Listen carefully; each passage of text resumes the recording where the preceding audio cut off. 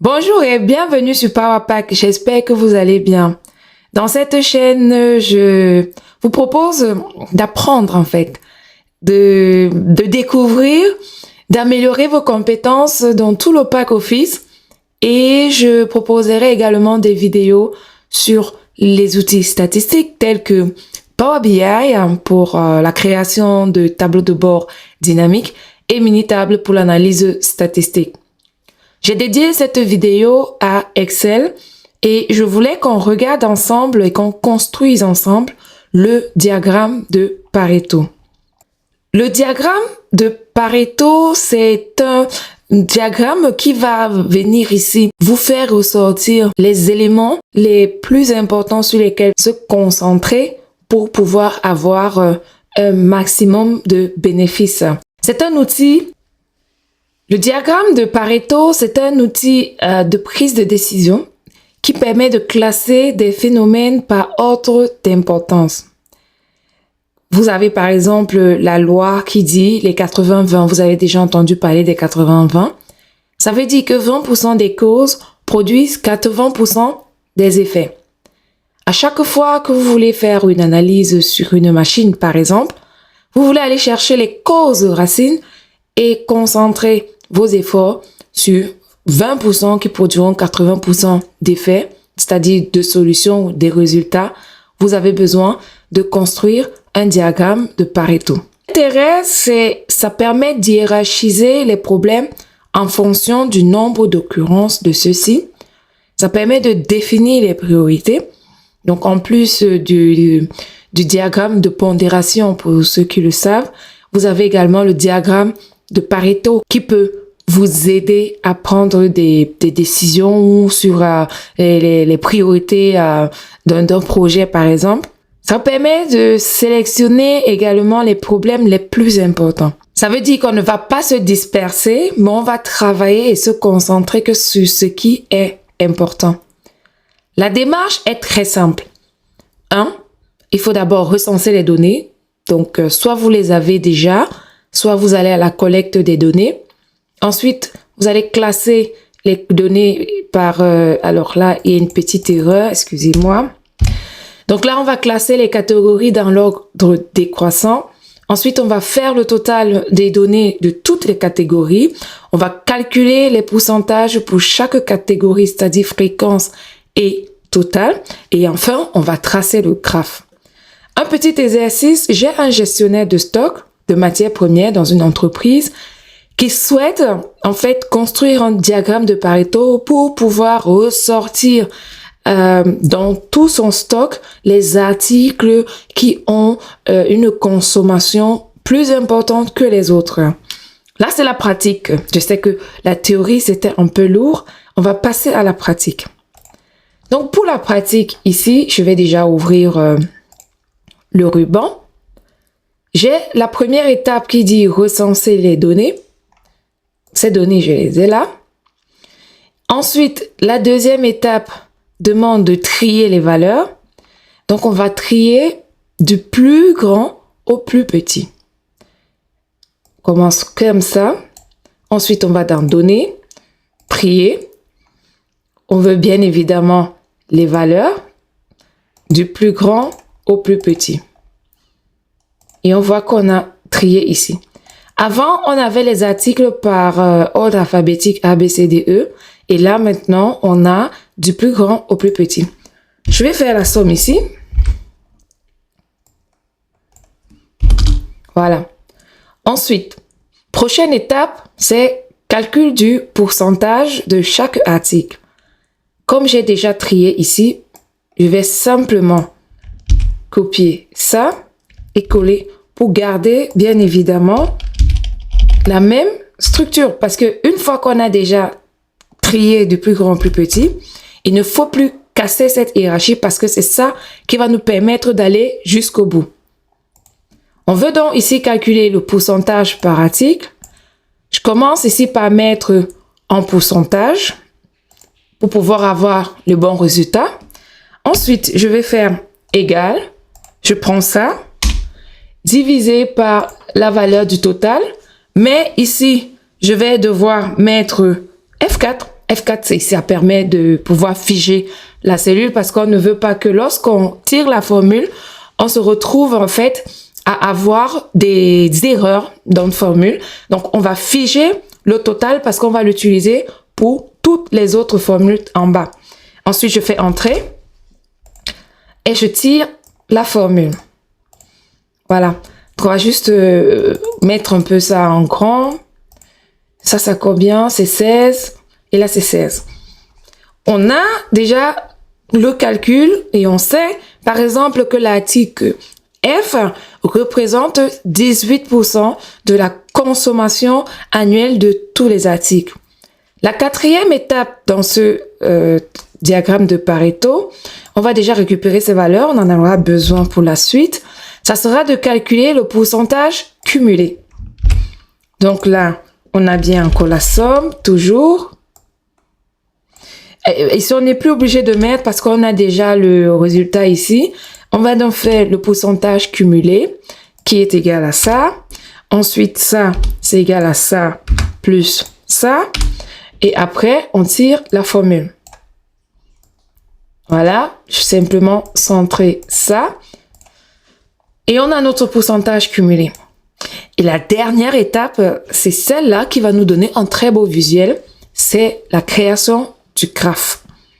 Pour créer le graphe, on commence tout d'abord par insérer un graphique.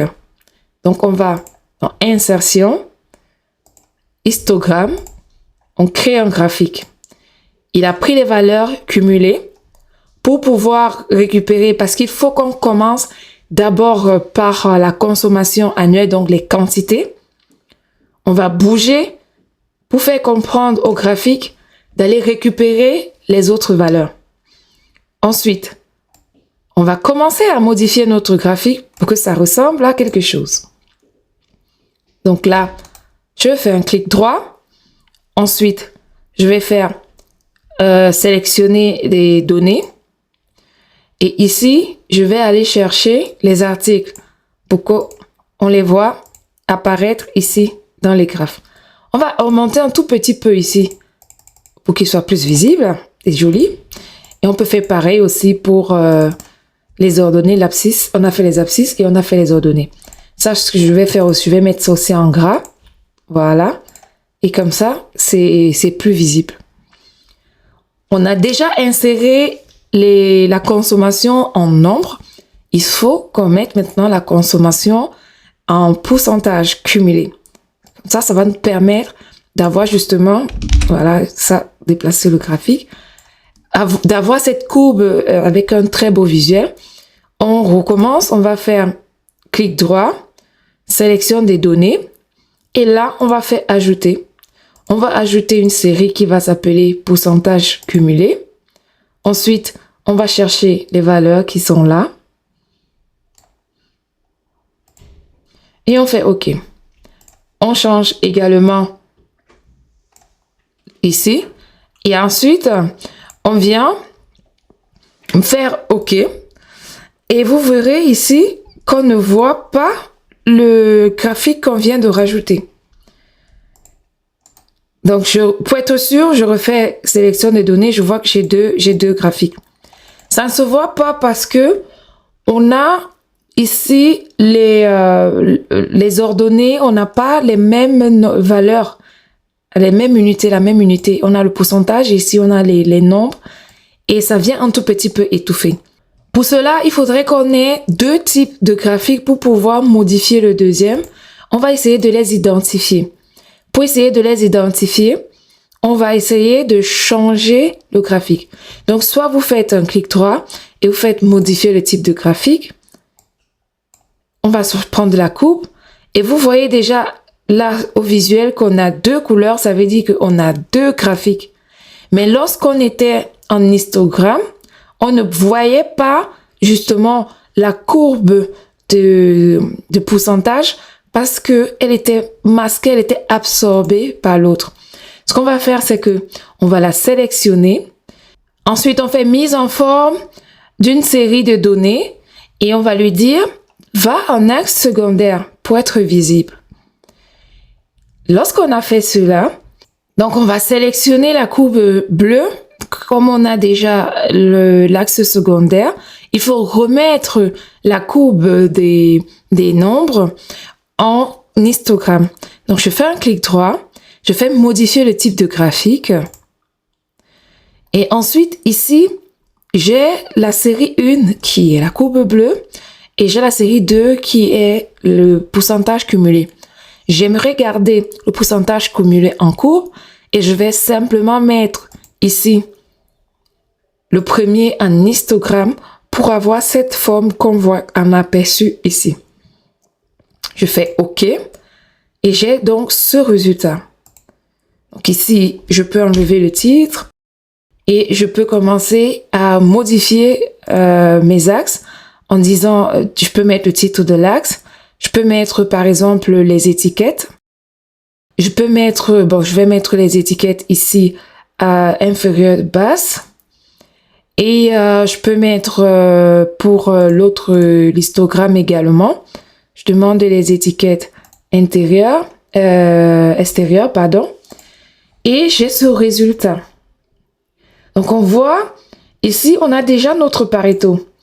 Après, si on va voir les points, ici, ce que je vais faire, je vais déjà enlever les étiquettes pour que ça ne pollue pas. Parce que là, ça pollue un tout petit peu.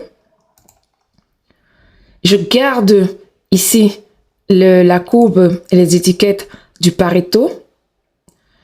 Je garde la courbe du pourcentage cumulé. Et je viens regarder les 81% ou 80%, c'est par là. Donc, je pourrais facilement faire une insertion d'un objet pour pouvoir identifier les articles sur lesquels je vais travailler. Donc là, je l'identifie ainsi, en disant, voici sur quoi il faut se concentrer. Donc, pour cet exemple, pour cet exercice, il s'agissait de ressortir les articles qui avaient la consommation la plus importante dans tout le portefeuille annuel. Et on peut voir que les 80 sont ici. Donc, il faut se concentrer sur ces articles. Donc, voilà ce que je voulais vous montrer sur la création du diagramme de Pareto. Après, le reste, vous pouvez déplacer également le graphique pour l'avoir en fait en grand.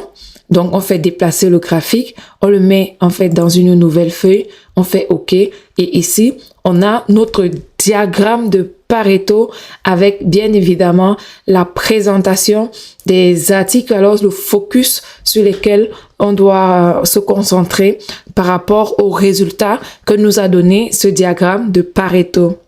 Je résume, le diagramme de Pareto permet de ressortir les 20% de causes qui donnent 80% de bénéfices. Et pour y arriver, il y a une démarche à faire. Si vous suivez cette démarche, vous arriverez toujours à avoir votre résultat. La première étape, c'est d'avoir les données. Une fois que vous avez les données, vous faites le pourcentage par rapport à chaque article de votre total. Et après, vous faites le pourcentage cumulé. Et après ça, si vous n'avez pas trié du plus grand plus petit bien avant, vous pouvez trier en ce moment du plus grand plus petit et à la fin, vous tracez vos deux graphiques. Attention, il faut toujours mettre le graphique du pourcentage cumulé en axe secondaire pour pouvoir aérer le graphique et pour pouvoir avoir les deux courbes sur le même graphique. Voilà ce que je voulais te montrer aujourd'hui. J'espère que tu as appris quelque chose. J'espère que tu vas venir partager ton expérience avec nous. N'hésite pas à aimer, à partager. Abonne-toi également et active ta cloche de notification pour ne rien rater sur la chaîne Power Pack. Reste en santé et je te dis à très bientôt.